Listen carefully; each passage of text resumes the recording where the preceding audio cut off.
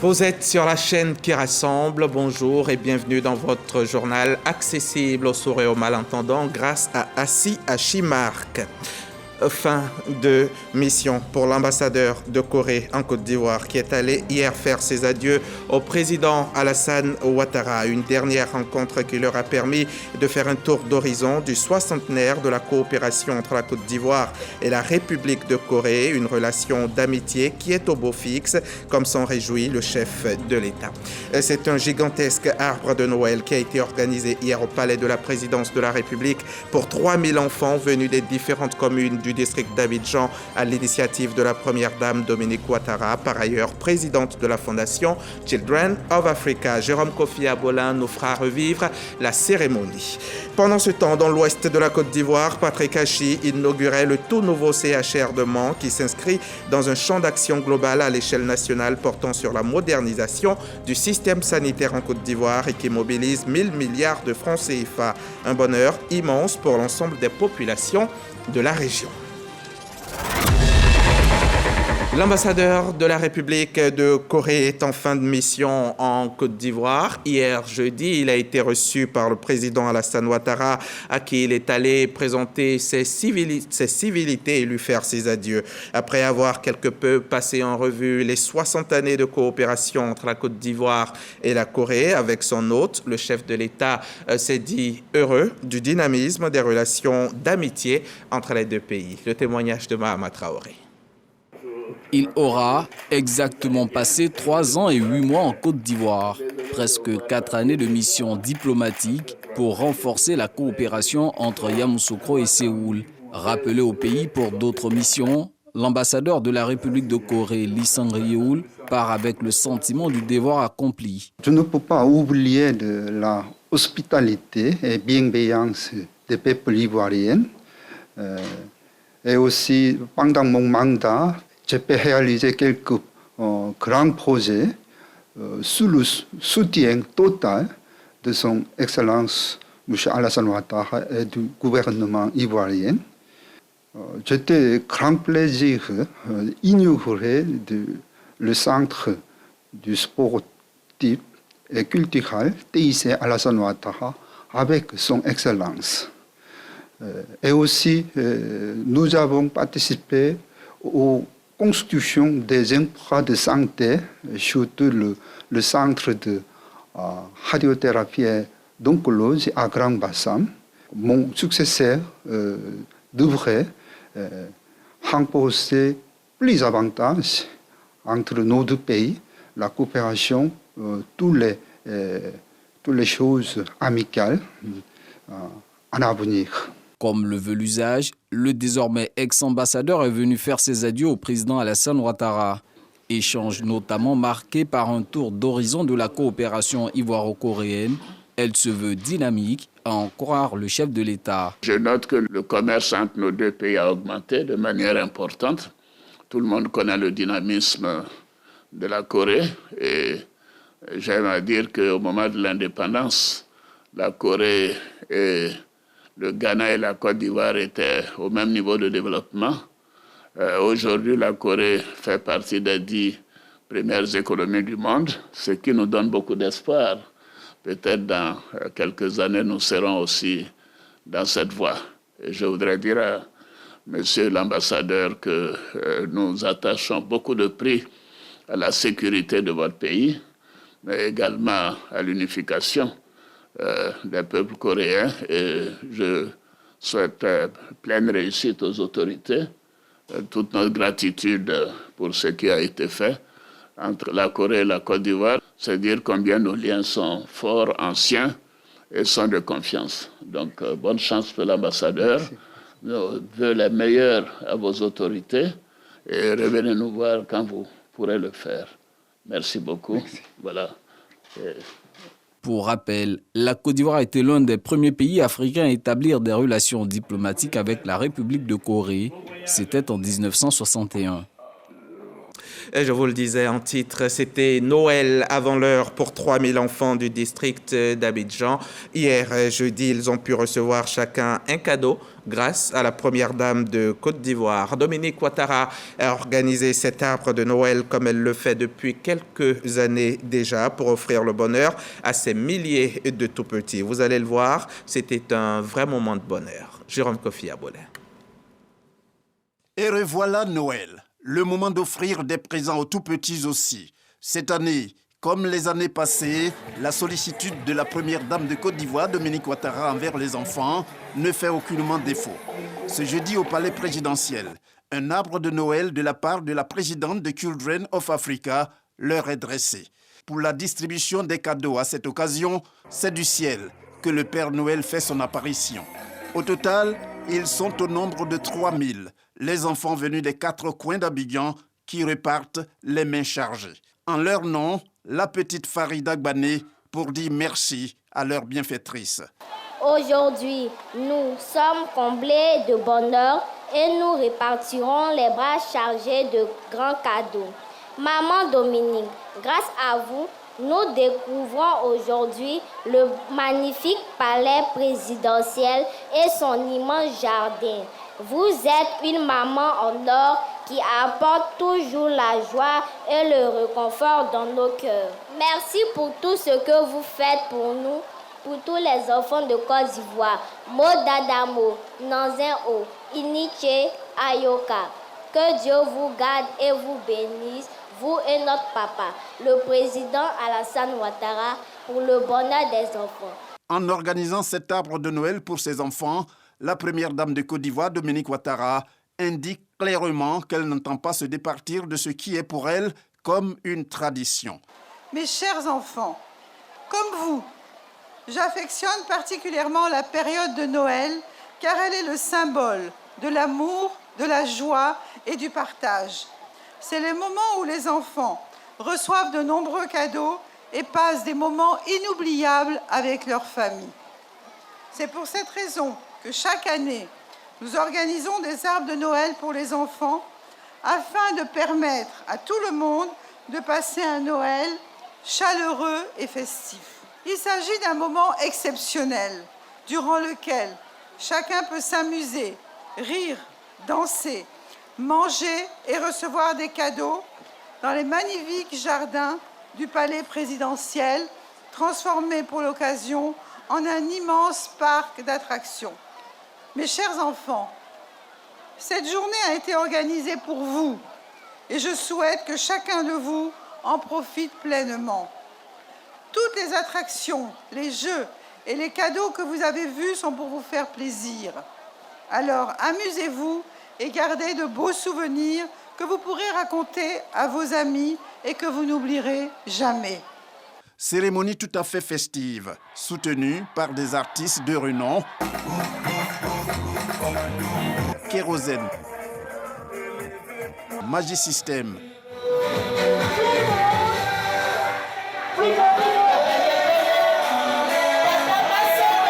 Fally Ipupa. Et ce n'est pas tout. La première dame de Côte d'Ivoire, Dominique Ouattara, promet d'en faire autant pour tous les enfants de Côte d'Ivoire, avec des arbres de Noël éclatés pour la distribution de plus de 12 000 cadeaux. Et c'est aussi Noël avant l'heure pour les populations de l'ouest de Côte d'Ivoire. Elles viennent de recevoir des cadeaux d'envergure. Danané a désormais son hôpital général, un établissement qui sort de terre pour 24 milliards de francs CFA d'investissement et qui vient d'être inauguré par le Premier ministre en cette période de fête de Noël. Franck Kouadio était notre envoyé spécial sur place. Danané. L'hôpital général, datant d'avant les indépendances, vit ses dernières heures d'exercice. Ici, plusieurs services se côtoient dans des blocs pas toujours aux normes. Le souhait de tous, comme cette nourrice, est de voir fonctionner un édifice sanitaire adapté aux soins. Un rêve exaucé. Au pied du Mont Gloin, voici le nouvel hôpital général de Danané, dont les travaux ont été lancés en octobre 2019 et aujourd'hui inauguré par le Premier ministre Patrick Achi. C'est un édifice moderne, bâti sur 5,1 hectares et d'un coût de plus de 24 milliards de francs CFA, dont 6,9 consacrés aux équipements. le président de la République s'est engagé dans un processus de restauration et de renforcement de l'offre de soins. Un vaste programme hospitalier de plus de 1 000 milliards a été mis en place à cet effet, consistant à la construction, à la réhabilitation et à l'équipement des établissements hospitaliers sur l'ensemble du territoire national. Ce programme hospitalier touche toute la pyramide sanitaire et prend en compte aussi bien les établissements sanitaires de premier contact. À ce jour, ce sont 7 CHR, 3 construits et 4 réhabilités, 5 hôpitaux généraux, 2 construits et 3 réhabilités, 312 établissements de premier contact, 70 construits et 242 réhabilités sur l'ensemble du territoire national. Ce nouvel hôpital général contribuera à une meilleure prise en charge des usagers et à une amélioration des indicateurs de santé dans cette localité. L'offre de soins qui se diversifie, l'hôpital général répond à une doléance qui date, à la grande satisfaction du maire Ouattara Lassina. Au nom des populations, Clarisse Maï remercie le président de la République Alassane Ouattara pour la construction de ce dispositif hospitalier, mais aussi pour les grands chantiers engagés en faveur du développement de la localité. Pour le département de Danané, qui compte plus de 364 000 habitants, l'accessibilité à des soins de santé de qualité devient une réalité. La présence massive des populations ce matin est l'expression de la grande joie que procure l'existence de ce bel ouvrage dans notre département. Cette joie est d'autant plus grande que notre département vient de bénéficier du bitumage de certains de ses axes routiers, à savoir l'axe Danané-Kouanle, frontière Guinée. Des populations reconnaissantes au président Alassane Ouattara, qui, comme a tenu à le rappeler le Premier ministre Patrick Achi, depuis une dizaine d'années, fait du développement du secteur de la santé une priorité. Depuis 2012, face aux urgences criantes qui pesaient sur notre système de santé, au sortir d'une longue décennie de crise, les gouvernements qui se sont succédés sous le leadership du président de la République, son Excellence M. Alassane Ouattara, ont mis en œuvre une politique volontariste de remise à niveau de notre offre de santé et de soins. Ainsi, un plan de près de 850 milliards initié en 2017, porté ensuite à plus de 1 000 milliards dans notre programme national de développement, est en marche. L'hôpital général de Danané était attendu depuis longtemps. Devant nous se dresse une infrastructure de santé de premier rang, bâtie sur une superficie de plus de 10 000 mètres carrés, avec une capacité d'accueil de 100 lits. Ce centre hospitalier est composé de 13 services, notamment l'unité de médecine générale, les urgences, la pédiatrie, la gynécologie, la cardiologie, le service de réanimation ou les laboratoires. Au personnel de santé, une recommandation, efficacité et passion. Il y a des gens qui, toute la nuit durant, doivent rester éveillés pour suivre l'état de santé de leur prochain. Il est important également de leur adresser à eux le message de dire que si c'est leur vocation ou si c'est la mission que le destin a bien voulu leur assigner, qu'ils donnent le meilleur d'eux-mêmes.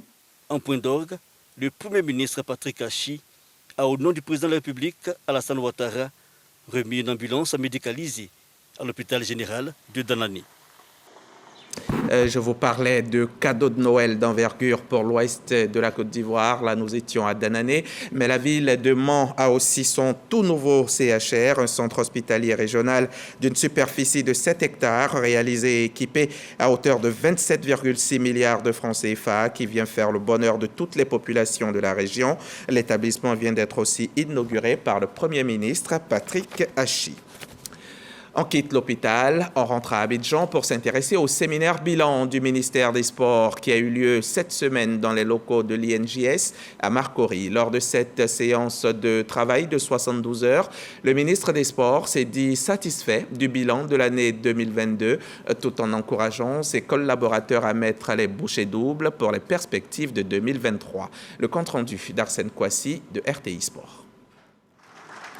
Désormais, les différents services du ministère des Sports savent à quoi s'en tenir à l'issue du séminaire annuel de la tutelle. Après la restitution des travaux en commission, il ressort plusieurs recommandations, entre autres la transformation du CNAS, Conseil national des sports, en Observatoire national des sports, ONAS, une sorte d'organe de régulation. À cette réforme, il faut ajouter dorénavant l'implication des directeurs régionaux et départementaux dans le suivi administratif des ouvrages réalisés dans les villes hôtes de la CAN 2024 et les localités concernées par les constructions des agoras.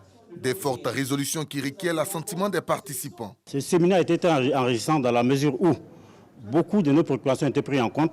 Je parle des DR et DD. Nous serons impliqués au niveau de la gestion administrative dans toutes nos localités. Il y a certains EPN où il y avait quand même quelques incompréhensions. Je pense que tout a été élucidé aujourd'hui. L'Observatoire sera là pour pouvoir avoir des données et nous donner ces données-là afin de nous permettre de pouvoir être mieux efficaces sur le terrain. Pour sa part, le ministre des Sports se dit satisfait des assises et encourage ses collaborateurs dans la matrice d'action de l'année 2023. J'ai eu un document en main qui est d'une grande portée. Vraiment, je suis très satisfait parce que ce n'est pas un séminaire comme les autres. Et vous avez respecté l'esprit. Maintenant, le problème, c'est que la balle est dans notre camp, nous tous. Faisons l'année 2023 quelque chose d'exceptionnel pour le ministère en charge du sport. Avec une feuille de route claire, les unités administratives du ministère des Sports pourront contribuer au rayonnement du sport en Côte d'Ivoire. Autre temps fort, la remise symbolique des Jeux de maillot aux différents directeurs régionaux et départementaux. On peut le dire également, c'est une fin d'année heureuse pour les automobilistes usagers du carrefour de l'Indénié. Au carrefour autrefois tristement célèbre du fait de si fortes inondations. C'est un tout autre visage de cette intersection entre Adjamé, Cocody et le plateau qu'il vous sera donné de voir et d'apprécier. Les travaux de réaménagement qui ont démarré en 2019 ne sont pas encore totalement achevés, mais c'est déjà un plaisir de se retrouver à ce carrefour, que l'on soit à pied ou à bord d'un véhicule. Coût des travaux, 28 milliards et demi de francs CFA. Mahma Traoré est allé voir. Avec son nouveau visage, le carrefour de l'Indénié, aussi appelé la baie de Cocody, est indéniablement l'une des vitrines d'une capitale économique qui se métamorphose. Le bonheur d'y circuler, ce sont les automobilistes qui le vivent mieux. Avant, en tout cas pour accéder même vers, comme on appelle ça, le sapeur-pompier puis le plateau, c'était très compliqué. Et maintenant, vu qu'il y a le changeur, on peut prendre le changeur et puis bon, en bas du pont pour aller au plateau comme à Adjamé. En tout, ce qu'on peut simplement qu'il y a un peu il y a beaucoup d'ouverture en fait. Par rapport, par exemple, si je quitter peut-être pour aller vers Trècheville, il y a une voie un peu plus libre, un peu plus par rapport aux travaux qui est fait actuellement. C'est un beau travail, c'est quelque chose de vraiment beau. Les zones qui stagnaient ne stagnent plus, tout ça, bon, voilà. Et pourtant, ce carrefour situé en plein cœur d'Abidjan, entre les communes du plateau, de Cocody et d'Adjamé, portait une réputation notoire, celle d'une intersection constamment inondée à l'occasion de fortes pluies. Victimes d'ensablement, les 2 dallots de drainage érigés par le passé se trouvaient constamment englués et peinaient à évacuer les eaux pluviales. L'inondation a repris ce matin, le vendredi 25 mai 2012. Et voici un véhicule qui est bloqué actuellement. Voilà. Même les 4x4 sont obligés de rebrousser chemin. Face à la détresse des usagers, l'État initie des travaux d'aménagement. Mission assignée aux ingénieurs, bâtir à la fois un ouvrage capable de fluidifier la circulation et de faire face au déluge. On a construit 2 ouvrages que vous voyez derrière moi, qui sont dans l'Indénié Nord et l'Indénié Sud. Ces 2 ouvrages ont été donc relevés. Nous avons donc démoli les 2 dallots qui permettaient de drainer les eaux, qui étaient obstrués. Et donc aujourd'hui, on a un chénal ouvert qui sera bétonné et qui va faciliter l'évacuation de ces eaux-là. Voilà pourquoi vous constatez que depuis un certain temps, il n'y a plus d'inondation dans cette zone. Vous verrez que les 2 ouvrages mis ensemble, ça forme un giratoire. Donc ce giratoire-là permet aux véhicules d'avoir des entrées et des sorties faciles pour aller dans toutes les communes aux alentours. Pour ceux qui vont à Yopougon, au sapeur-pompier et au plateau, chacun a une voie de sortie et une voie d'entrée. Donc pour faciliter le trafic dans la zone de l'Indénié. En conclusion, il y a déjà eu des pluies, si vous l'avez constaté. On n'a pas connu d'inondation. On pourrait vous garantir qu'aujourd'hui, vous n'aurez pas d'inondation dans cette zone. Une vérification s'impose. Nous la ferons sous de fortes averses un après-midi de fin de novembre. Le résultat paraît saisissant, trafic dense et fluide, alors que le nouveau chénal tourne à plein régime sous la pression des eaux pluviales, inimaginable par le passé. C'est une grande amélioration par rapport à avant et puis maintenant. Maintenant, l'eau ne reste plus. Il n'y a pas d'inondation. Vraiment, c'est super. On circule très bien. Je suis passé à plusieurs reprises, mais il n'y a pas trop de flaques d'eau qui s'arrêtent sur la route comme auparavant. Donc je pense que déjà ça va. En plus du giratoire, des nouvelles voies bitumées et des travaux d'assainissement, un nouvel échangeur a été érigé pour rallier la commune d'Adjamé à celle du plateau via le boulevard lagunaire.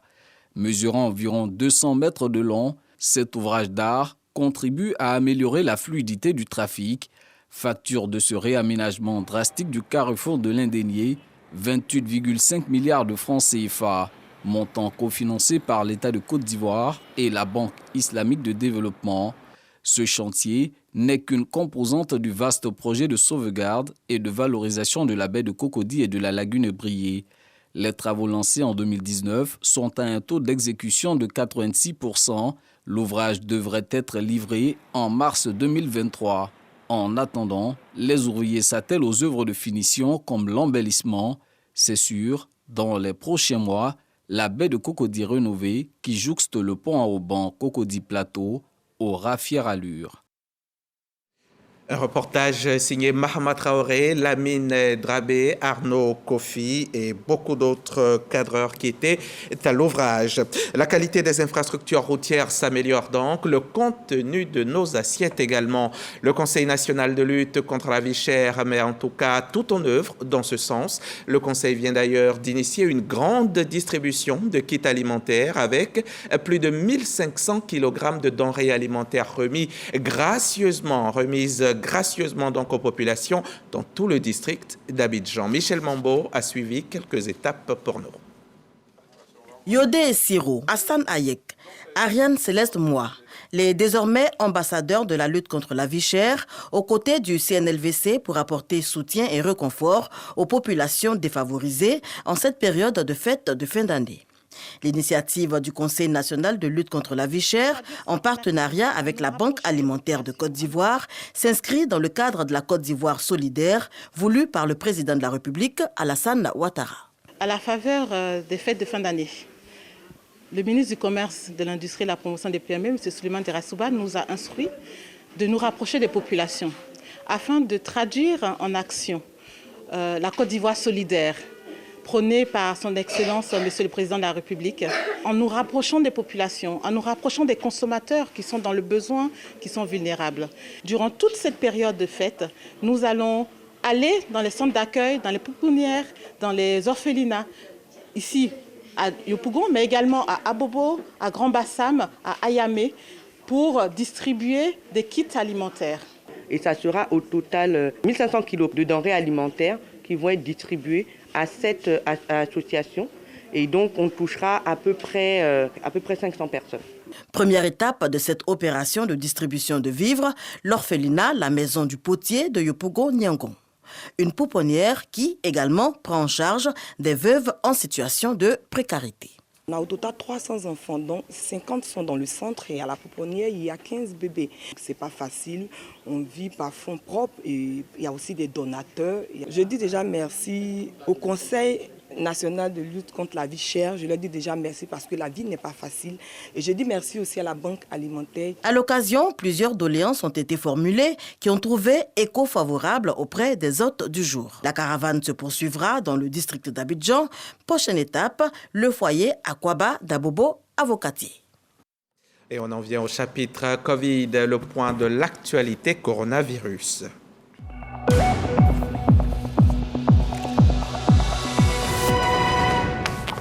La Côte d'Ivoire compte à ce jour 87 919 cas confirmés de Covid avec 830 décès. Allons-y à Yamoussoukro, au centre de la Côte d'Ivoire, où vient de se tenir l'atelier de restitution de l'étude de faisabilité technique du projet de modernisation et de gestion intercommunale des déchets dans les zones nord et centre du pays. Les précisions de Kader Sogodo. Ils sont issus du corps préfectoral du district autonome de Yamoussoukro, du conseil régional du Bélier, de la chefferie de Toumoudi Yamoussoukro, Tébissou, Djebonois et Boaké.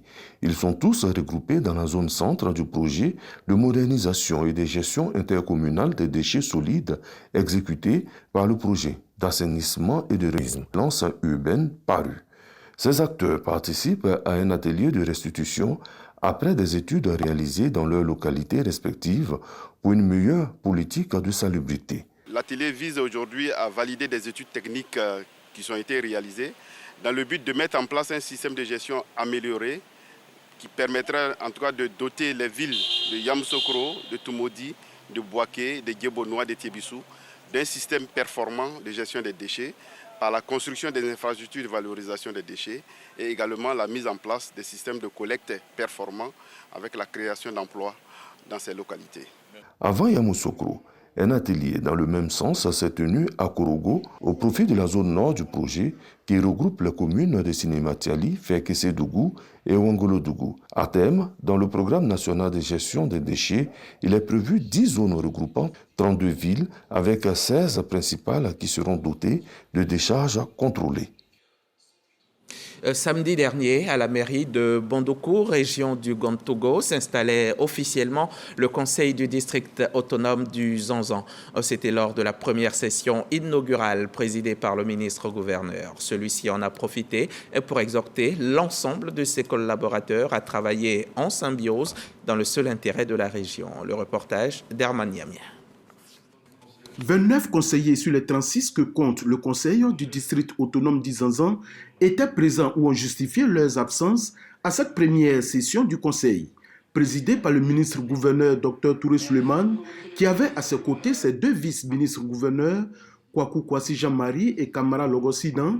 Cette cérémonie a été aussi marquée par la mise en place du bureau du conseil. Le district autonome est un formidable instrument de développement mis à notre disposition par son Excellence, Monsieur le Président Alassane Ouattara. Mais nous ne pourrions atteindre cet objectif que dans l'unité, l'inclusion, l'entente et le respect mutuel. Dr Touré Suleiman indique que le ministre-gouverneur n'est que le capitaine d'une équipe composée de joueurs titulaires, des remplaçants et aussi des supporters.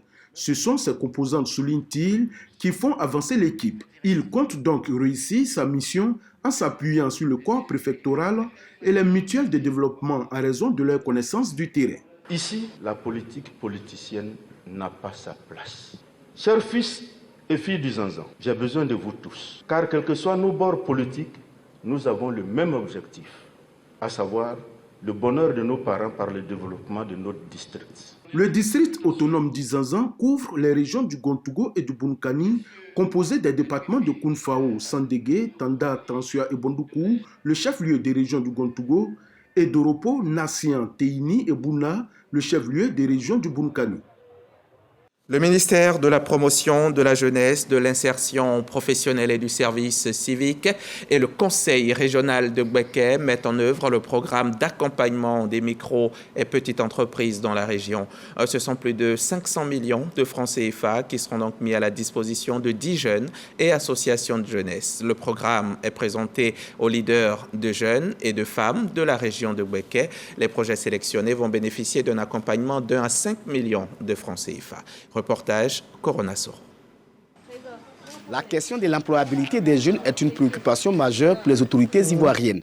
Après l'État qui crée de nombreuses opportunités pour l'insertion des jeunes, c'est le tour des collectivités décentralisées d'accompagner les jeunes porteurs de projets. Dans la région de Gbeke, le ministère de la Promotion de la Jeunesse, de l'Insertion professionnelle et du service civique et le Conseil régional mettent en œuvre le programme d'accompagnement des micro- et petites entreprises dans la région. Ce sont plus de 500 millions de francs CFA qui seront octroyés à 100 jeunes et associations de jeunesse. Les jeunes et les femmes, ils ont des idées, de bonnes idées, mais par moment, ils n'ont pas de moyens pour l'accomplir. Donc je pense que ce prêt est la bienvenue pour satisfaire cet ange de la population. C'est un projet qu'il faut saisir avec les deux mains. C'est un projet qui va véritablement booster les choses. Parce que dans notre région ici au niveau de Gbeke, nous n'avons pas d'infrastructure, nous n'avons pas d'usine. Les projets retenus bénéficieront d'un accompagnement d'1 à 5 millions de francs CFA. Pour le Conseil régional, l'autonomisation des jeunes est un indicateur déterminant dans le développement d'une localité. C'est le b.a.-ba du développement de Gbeke.